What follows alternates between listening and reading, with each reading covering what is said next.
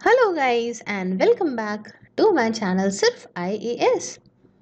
तो यहाँ पे विजन आईएएस की पीटी 365 जो कि कल्चर की है उसे आज मैं प्रेजेंट करने जा रही हूँ। तो आइए शुरू करने से पहले चैनल को सब्सक्राइब कर लीजिए, बेल आइकन को प्रेस करिए ताकि आपको रेगुलर अपडेट्स मिलती रहें। तो ये पार्ट 1 है इसका, और पार्ट 1 में पहला टॉपिक कहता है लिंगराज टेम्पल के बारे में। तो बात आती है कि क्यों रहा खबरों में। देखिए, वजह ये है कि ये लिंगराज टेम्पल जो है ना, इसे यहाँ पे उड़ीसा की सरकार जो है, उड़ीसा की जो गवर्नमेंट है, वो कह रही है इसको थोड़ा रेनोवेट वगैरह करेंगे, हम बढ़िया रेनोवेशन इसके अंदर करेंगे और ये उसको वैसे ही बनाएंगे जैसे ये 350 साल पहले हुआ करता था। तो उसके स्ट्रक्चर के बेसिस पे हम वैसे ही बढ़िया एकदम कर देंगे। बहुत अच्छी बात। तो आप बोलोगे कि ये लिंगराज टेम्पल क्या है, थोड़ा सा इसका इतिहास समझाइए आप। देखिए, इसे 11th सेंचुरी एडी में बनाया गया था राजा के द्वारा। राजा का नाम था जजाति केसरी। ये थे सोमवंशी डायनेस्टी के थे। और इस टेम्पल में बाद में कुछ और बढ़िया बदलाव जो है वो गंगा डायनेस्टी के रूलर्स ने करा। ठीक है, तो बनाया किसी ने, आप जानते हैं कोई भी पहले टाइम पे स्ट्रक्चर वगैरह बनता था तो उसमें धीमे धीमे जो भी राजा आया करते थे तो उसमें कुछ ना कुछ और उसमें बढ़ोतरी किया करते थे, और यही यहाँ पे भी हुआ।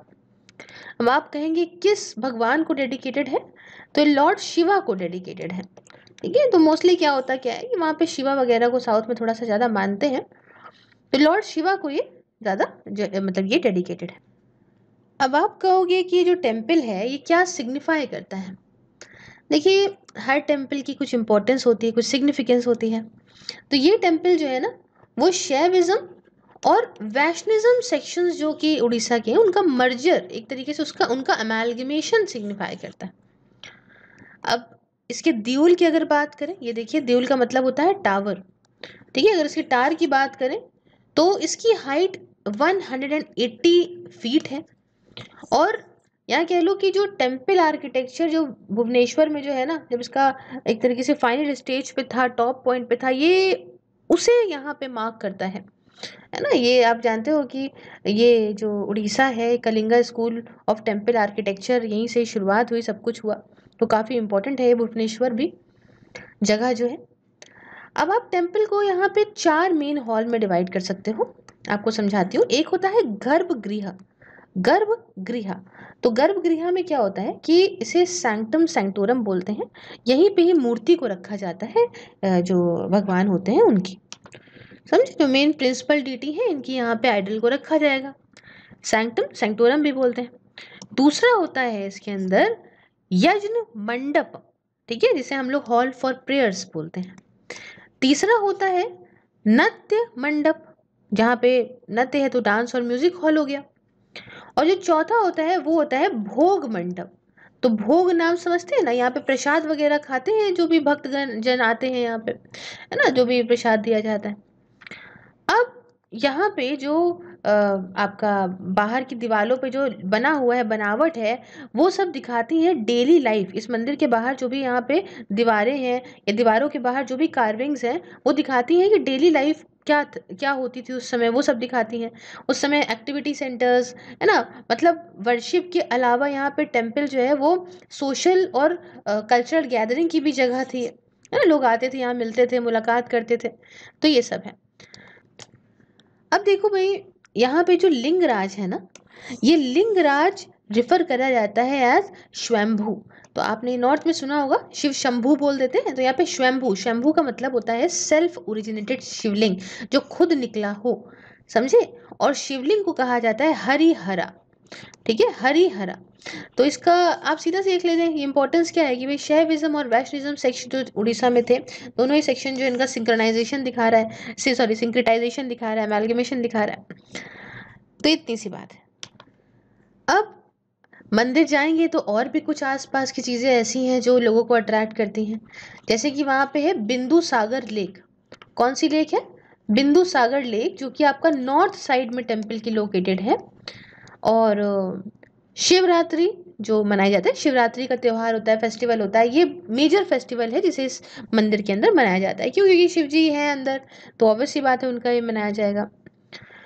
अब टेम्पल का जो कंपाउंड है, एक बार समझिएगा, टेम्पल का कंपाउंड नॉन हिंदूज के लिए नहीं ओपन है ना, but there is a viewing platform beside the hall offering a good view of the main exterior. तो हाँ, पीछे से आप देख सकते हो, कुछ देखने की जगह है, आप कह सकते हो कि उसके पास में एक वॉल है जिसे आप देख सकते हो, व्यू अच्छा मिलेगा, लेकिन नॉन हिंदूज को ओपन ये नहीं है।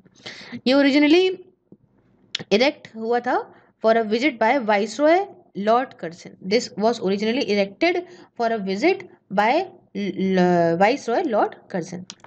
कहानी समझे? कहानी क्या हुई थी कि वाइस रॉय लॉर्ड कर्जन बड़े ही फेमस तो थे ही, आप जानते हैं, पहुंचे यहाँ पे ये देखने के लिए क्या है क्या नहीं है। तो इनको मना कर दिया गया था अंदर घुसने से, क्योंकि कह रहे हैं साफ साफ कि नॉन हिंदूज तो जा नहीं सकते हैं। तो उनके लिए था ये पीछे जो है वो दीवार से आप अपना व्यू देख सकते हैं। अब यहाँ पे इनके साथ एक हम थोड़ा सा हमने जो नाम लिया, एक कलिंगा स्कूल ऑफ आर्किटेक्चर का, थोड़ा सा हम ये आपको समझाना चाहेंगे। ये देखिए, Kalinga school of temple architecture. देखिए, कलिंगा कलिंगा एक आर्किटेक्चरल स्टाइल है, ये एक सब स्टाइल है नागरा आर्किटेक्चर की। और ये आप जानते हैं कि पुराना उस समय कलिंगा रीजन था ना, जो आज का उड़ीसा है, पहले कलिंगा था, लड़ाई हुई थी अशोका की, अगर आपको याद हो तो यहाँ पे ये फ्लरिश हुआ था, बहुत ज़्यादा हुआ था। अभी किस किस जगह पे हुआ था, आज का उड़ीसा है या वेस्ट बंगाल है, आपका जो नॉर्दर्न आपका आंध्र प्रदेश है, तो ये सारा कुछ एरिया जो है, ये सारा कुछ उस समय कलिंगा रीजन में ही आया करता था। अब इसके अंदर जो शिखर होता है, अभी मैं बात कर रही हूँ Kalinga school of temple architecture की, ठीक है। तो जो शिखर होता है इसके अंदर, जिसे दियोल भी कहते हैं उड़ीसा में, है ना, तो ये ऑलमोस्ट वर्टिकल होता है before it curves near the top. ये ऊपर टॉप में कर्व होने से पहले पूरा का पूरा वर्टिकली होता है, ठीक है, वर्टिकली होता है, सीधे ही जाएगा। और शिखर इज प्रिसीडेड बाय मंडप कॉल्ड जगमोहन और डांस पेविलियन। अब शिखर के नीचे जो आएगा वो आएगा मंडप। मंडप आप कह लो कि जिसे हम लोग जगमोहन या फिर डांस पेविलियन कहते हैं उड़ीसा के अंदर। उसके बाद यहाँ पे जो स्टाइल है उसमें आपके 3 अलग अलग तरीके के टेम्पल्स आपको देखने को मिलते हैं, जैसे कि ये स्क्रीन के ऊपर रेखा द्योल देखने को मिल रहा है, तो रेखा द्योल होता है। उसके बाद ये देखिए पिंड द्योल है, ठीक है, पिंड द्योल है, और एक ऐसा आता है खाखरा द्योल, ठीक है। तो ये 3 तरह के देखने को मिलते हैं। अब उसके बाद अगर मैं इसमें अंदर बताऊं तो जो रेखा द्योल है और जो खाखरा द्योल है ना, इसमें जो इसके अंदर सैंक्टम सैंक्टोरम होता है, जो मैंने आपको बताया वहां पे गर्भगृह। वाइल जो पिंड दियोल है इसके अंदर आउटर डांसिंग और ऑफरिंग हॉल देखने को मिलते हैं, ठीक है। एग्जाम्पल कुछ बताऊं आपको कलिंगा आर्किटेक्चर के, तो राजरानी टेम्पल भुवनेश्वर, जगन्नाथ टेम्पल पुरी के अंदर जो है, और राजरानी टेम्पल आपके भुवनेश्वर के अंदर है ना। तो ये कुछ है कहानी। तो यहाँ पे हमने पूरी इसकी कहानी आपको समझा दी। आगे बढ़ाया जाए, कोई दूसरे टेम्पल्स जो कि न्यूज़ में रहे उनके बारे में भी बताना चाहूँगी। जैसे कि पहला रहा कोणार्क सन, जो उड़ीसा में है, काफ़ी फेमस है, काफ़ी न्यूज़ में रहता है। तो इसको बनाया गया था 13th सेंचुरी के मिडिल में, और राजा के द्वारा बनाया गया था। राजा का नाम था नरसिम्हा देव वन, ये गंगा डायनेस्टी के राजा थे, बहुत फेमस है, बहुत ज़्यादा लोग जानते ही होंगे ज़्यादातर लोग इसको। टेम्पल में क्या है खास बात, टेम्पल ये रिप्रेजेंटेशन है सन गॉड सूर्य के चैरियट का, इनके रथ का, जिसमें 24 जो है व्हील्स थे, ठीक है। रथ के जो पहिए पहिए हैं वो 24 पहिए थे, और ये पूरा रिप्रेजेंटेशन उसी का, ये बहुत ही ज़्यादा अमेजिंग और खूबसूरत। ये यूनेस्को की वर्ल्ड हेरिटेज साइट में भी आता है। इसे ब्लैक पकोड़ा के नाम से भी जानते हैं, क्यों? क्योंकि इसका डार्क कलर है, इस वजह से। Ministry of new and renewable energy ने पूरा का पूरा कंप्लीट सोलराइजेशन कर दिया कोणार्क सन टेम्पल का और कोणार्क टाउन का उड़ीसा के अंदर, ताकि यहाँ पे इसको डेवलप करें, इसे सूर्य नगरी के तौर पे। बहुत ही बढ़िया बात, बहुत ही अमेजिंग फैक्ट। आइए बात करते हैं दूसरे की। दूसरा कहता है वित्ताला टेम्पल, ये कहाँ पे है? कर्नाटका के अंदर देखने को मिलेगा, ये हम्पी में है। इसे बनाया गया था राजा देवराया टू के राजकाल के टाइम पे, 1422 से लेके 1446 एडी के बीच की बात है ना। ये विजयनगर एम्पायर के हुआ करते थे। बहुत सारे ऐसे सेक्शंस टेम्पल के ये एक्सपैंड और रेनोवेट करे गए। कृष्ण देवराया के टाइम पे भी, राजा कृष्ण देवराया के टाइम पे भी बहुत सारे इस टेम्पल के जो सेक्शंस हैं उनको और ज़्यादा रेनोवेट करा गया और ज़्यादा बढ़ाया गया आगे तक। और कृष्ण देवराया का जो कार्यकाल था वो 1509 से 1529 AD तक था। टेम्पल ना किसको डेडिकेटेड है, जैसे पहले वाला मैंने आपको बताया था कि शिव जी को है ना, पहला वाला लिंगराज, तो ये किसको है, ये वित्ताला जी को है। वित्ताला माना जाता है कि अवतार थे एक लॉर्ड विष्णु का। अवतार जानते हैं ना क्या है, कि लॉर्ड विष्णु का ही एक रूप लेके पैदा हुए थे। और ये आपको नॉर्थ ईस्टर्न पार्ट में हम्पी के देखने को मिलेगा, जो कि तुंगभद्र रिवर के पास में है। इसे द्रविडियन स्टाइल ऑफ आर्किटेक्चर में बनाया गया है, नागर में नहीं बनाया गया, द्रविडियन में बनाया गया है। इसमें ये जो वित्ताला टेम्पल है इसे काफ़ी अच्छा है, काफ़ी खूबसूरत है, काफ़ी इम्प्रेसिव। अगर देखें तो पिलर्ड हॉल्स हैं, है ना, कुछ स्टोन चैरियट्स हैं, आप देख सकते हैं ना, ये देखिए रथ बने हैं, है ना, पत्थरों के। और ये हम्पी के अंदर एक साइट है। हम्पी जैसे आप जानते हैं कि ये यूनेस्को की वर्ल्ड हेरिटेज साइट है, कर्नाटका में देखने को मिलती है। इसने अपना नाम मालूम है कहाँ से लिया है, हम्पी। हम्पी से ये अपना नाम लिया है पंपा से। ये तुंगभद्र रिवर का पुराना नाम थी, नाम क्या था, पंपा। और इसी तुंगभद्र रिवर के बैंक पे पूरी सिटी बनाई गई है, तो इसलिए इसी से ही इनका नाम निकला है ना। ये लास्ट कैपिटल थी विजयनगर एम्पायर की, काफ़ी फेमस है। अगर आप कर्नाटका जाएंगे देखेंगे तो खैर साउथ में तो बहुत ज़्यादा खूबसूरत खूबसूरत आर्किटेक्चर आपको देखने को मिलेंगे। फाउंड करा गया था हरिहर और बुक्का जी के द्वारा 1336 में। और ये मुस्लिम रूलर्स जो कि डेक्कन के थे ना, उनके हाथ में चली गई थी 1565 में, है ना। बैटल ऑफ तालीकोटा हुई थी, पढ़ लेते ना अपन। अगर आपको थोड़ा बहुत भी याद होगा तो आपने पढ़ा होगा ये सारी चीज़ें हमारे साथ में एशियंट और मेडिवल हिस्ट्री में। चलिए कोई दूसरी की साइट जो हम्पी के अंदर आपको देखने को मिलती हैं, एक है अच्युतरया टेम्पल, और दूसरी है आपकी पत्ताभिराम टेम्पल, और तीसरा है आपका लोटस महल, और ऐसे बहुत सारे और भी हैं, तो मैंने कुछ आपको नाम बता दिए। नेक्स्ट पढ़ेंगे। नेक्स्ट टेम्पल कहता है भाई पशुपतिनाथ टेम्पल, बहुत फेमस, काठमांडू नेपाल में। गए भी होंगे, कई लोग गए होंगे इसके अंदर, बड़ा फेमस है। बचपन में मम्मी घसीट घसीट के लेके जाती थी यहाँ पे।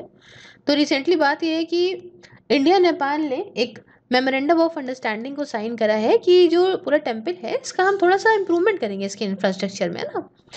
प्रोजेक्ट ये नेपाल भारत मैत्री डेवलपमेंट पार्टनरशिप का है, as a high impact community development scheme by India.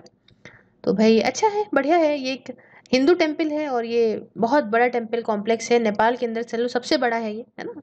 दोनों साइड में ये जो भागमती रिवर है ना, ये बिल्कुल यहाँ से लेके वहाँ तक बहुत लंबा पड़ता है ये टेम्पल। और यूनेस्को की कल्चरल हेरिटेज साइट भी है। तो असल में जैसे ये काठमांडू के अंदर है ना, तो ऐसे ही एक ना, जब आप क्रॉस करोगे इंडिया नेपाल बॉर्डर, तो एक पास में ही 3 किलोमीटर, उस समय की बात बता रही हूँ मैं, तो काफ़ी टाइम पहले गई थी ना नेपाल वगैरह, बचपन में तो बहुत जाया करते थे। तो क्रॉस करके जाओगे तो एक ऐसे ही एक और पशुपतिनाथ का टेम्पल दिखा देते हैं वो लोग, तो अक्सर लोग उन्हीं के दर्शन करके आ जाते हैं, कम यहाँ पे नहीं जा पाते काठमांडू वाले ओरिजिनल। तो अगर आप जाएँ तो ज़रूर जाइएगा। खैर नेक्स्ट टेम्पल की बात करते हैं, वो है सोमनाथ टेम्पल गुजरात के अंदर। बहुत खूबसूरत है ये भी। रिसेंटली हमारे प्रधानमंत्री जो हैं उन्होंने यहाँ पे इनको अपॉइंट करा गया चेयरमैन के तौर पे सोमनाथ टेम्पल ट्रस्ट के। और सोमनाथ टेम्पल ये प्रभास पटान, जो कि आपका वेरावाल के पास पड़ता है, सौराष्ट्र में, on the western coast of Gujarat, यहाँ पे आपको ये सोमनाथ टेम्पल मिलेगा। बहुत फेमस है, हिस्ट्री में तो बहुत ज़्यादा फेमस रहा है। और ये माना जाता है कि पहला ऐसा जो 12 ज्योतिर्लिंग है ना, आपको पता होगा ये जो है 12 ज्योतिर्लिंग हैं हमारे शिव जी के, कहते हैं भाई जिनके जो दर्शन कर ले वाह क्या बात है, धन्य हो जाए। तो ऐसा माना जाता है कि पहला ऐसा ज्योतिर्लिंग था ये।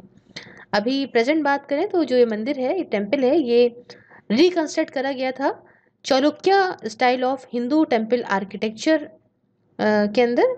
और ये बनाया गया था आपका मई 1951 में बाय वल्लभ भाई पटेल। साइट मानी जाती है कि ये एक त्रिवेणी संगम है। अब त्रिवेणी का मतलब क्या होता है कि तीन रिवर्स का संगम मतलब मेल। तो अब जिसे हम लोग कॉन्फ्रेंस ऑफ 3 रिवर्स बोलते हैं। इसमें एक कपिला है, एक हिरन है और एक सरस्वती है। बहुत ही अमेजिंग बात। चलिए मुलाकात करते हैं नेक्स्ट टॉपिक से। टॉपिक कहता है श्री श्री जॉयकली मातर टेम्पल। ये नतोर बांग्लादेश के अंदर है, नाम से ही लग रहा होगा।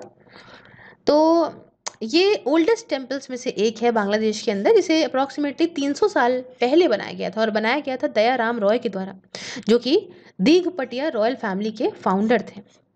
तो अभी क्या है, अभी खबर ये है कि रिसेंटली इसको फिर से बना रहे हैं, रिकंस्ट्रक्ट कर रहे हैं, इंडिया की मदद ले रहे हैं, है ना। और ये सब कुछ high impact community development project के अंदर आ रहा है। जैसे अभी अपने इंटरनेशनल रिलेशन की पीटी पढ़ी थी, तो अपन ने ये सब डिस्कस बहुत करा था, high impact community development project क्या होते हैं और भी क्या होते हैं। तो आप सब कुछ पढ़ लीजिएगा ताकि आपको कुछ छूटे ना।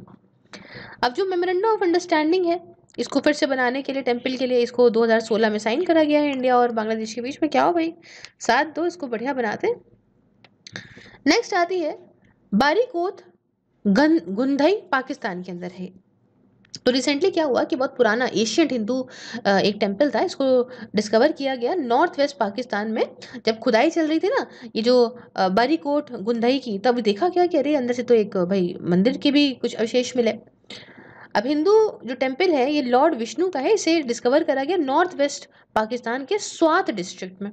इसे कहते हैं 1300 साल पहले, 1300 ईयर्स पहले बनाया गया था, ड्यूरिंग हिंदू शाही पीरियड। उस समय तो भाई आप जानते हैं सिर्फ हिंदू ही हिंदू हुआ करते थे। हिंदू शाही पीरियड में बनाया गया था। और हिंदू शाहीज या काबुल शाहीज है ना, जो 850 से लेके 1026 सी तक रहे हैं, ये हिंदू डायनेस्टी थी जिसने काबुल वैली पे रूल करा था। काबुल वैली क्या है, ईस्टर्न अफगानिस्तान, और गंधारा मतलब आज का जो पाकिस्तान है यहाँ पे, और प्रेजेंट डे जो नॉर्थ वेस्टर्न इंडिया है यहाँ पे, तो इस एरिया में ये रूल करती थी। अब जो टर्म है ना हिंदू शाही, हिंदू शाही एक रॉयल टाइटल था इस डायनेस्टी का। इस जो डायनेस्टी थी इसका रॉयल टाइटल था हिंदू शाही, एंड नॉट इस एक्चुअल क्लैन। एक्चुअल क्लैन का नाम नहीं है, या इसकी कोई एथनोलॉजिकल नाम नहीं है, ये एक टाइटल है। हिंदू शाही एक टाइटल है, ये बात रखिएगा, एक्चुअल नाम नहीं है क्लैन का, एक टाइटल दिया जाता था इस डायनेस्टी में। डायनेस्टी जो थी वो डिसेंड हुई फ्रॉम कुशान एम्पायर, है ना, जो आज का अफगानिस्तान है, और टर्क्स मतलब जो आपका तरुक खास है। तो यहाँ से कह सकते हो आप, ये सब इसके डिसेंडेंट थे। उसके बाद कुछ और मॉन्यूमेंट्स जो कि न्यूज़ में थे, इनके बारे में भी थोड़ी मुलाकात करते हैं। सबसे पहले आता है गोलकोंडा फोर्ट, है ना, तेलंगाना के अंदर देखने को मिलता है। ये आपको वेस्टर्न पार्ट जो कि हैदराबाद सिटी का है ना, तेलंगाना, तो ये हुसैन सागर लेक के पास आपको मिल जाएगा। घूम के आइए बढ़िया आराम से, मजे करके आइए चौकस एकदम। तो ओरिजिनली इसे मनकाल के नाम से जानते थे, है ना, और ये काफी ऊंचे हुए हिल टॉप पे बनाया गया है इन द ईयर 1143। तो 1143 में इसको बनाया गया था। और पता है ये एक मड फोर्ट था, है ना, ये राजा ऑफ जो वरंगाल थे उनके अंडर ये एक मड फोर्ट हुआ करता था। अब बाद में आप जानते हैं कि ये 14 से 17 सेंचुरी के बीच में इसे बहमानी सुल्तान ने ले लिया था। उसके बाद फिर ये कुतुब शाही डायनेस्टी के अंदर आ गया, तो बहुत ऐसा छिनता छानता रहा ही है। चलिए आगे बढ़ेंगे, आगे बताएंगे आपको आर्किटेक्चरल हेरिटेज ऑफ बूंदी के बारे में। राजस्थान में है, बहुत ही बढ़िया है ये। बूंदी जो पहले कैपिटल हुआ करती थी हादा राजपूत प्रोविंस की, जिसे यहाँ पे हदौती कहते थे, है ना, ये बूंदी उनकी कैपिटल थी। और ये साउथ ईस्टर्न राजस्थान में देखने को मिलती है। बूंदी को यहाँ पे सिटी ऑफ स्टेप वॉल्स भी कहते हैं, ब्लू सिटी भी कहते हैं, उसे छोटी काशी भी कहते हैं, बहुत सारे नाम है इसके, समझ रहे हैं। उसके बाद यहाँ पे अगर हम बात करें तो इसका जो आर्किटेक्चर हेरिटेज है, आप उसको कुछ चीज़ों में ऐसे क्लासिफाई कर लो। देखो पहले आता है गढ़, गढ़ मतलब आपका फोर्ट हो गया, तो तारागढ़।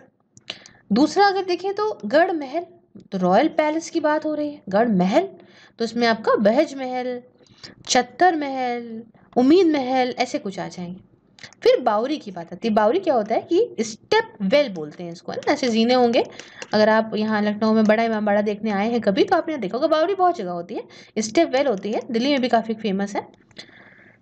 उसमें खोज दरवाजा की बावरी, भावल्दी बावरी, ऐसे हैं। उसके बाद कुंड, कुंड तो आपने काफी सुना होगा, स्टेप्ड टैंक होता है ये, है ना, इसमें आपका दभाई जी का कुंड हो गया, और नागर कुंड हो गया, सागर कुंड हो गया, रानी कुंड हो गया।